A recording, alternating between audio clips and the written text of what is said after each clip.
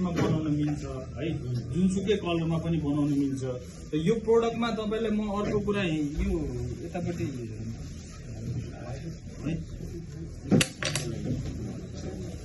र यो प्रोडक्टमा के छ भने कति साथीहरूले भन्नुहुन्छ एक कोट लायो भने फिनिसिङ आउँदैन भनेर है, हाइड होला कि नहोला है। यो कति फोरो छ यहाँ हेर्नु है, त्यो फोरो माथि हामीले लगाइदिरहेको छ।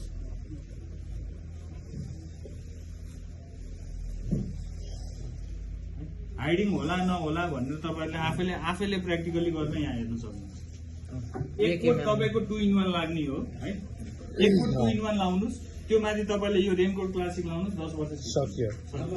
जम्मा 2 कोट मात्रै हो, 2 कोट मात्र सकियो। यसको के हो भन्दाखेरि जुन थिकनेस हामी खोज्छौँ नि त्यो थिकनेस आउँछ, पेन्टमा त्यो थिकनेस आउँदैन। जस्तो नर्मल्ली के हुन्छ भन्दाखेरि हाम्रो पेन्ट भनेको 60 देखि 70 माइक्रोनको थिकनेस आउँछ।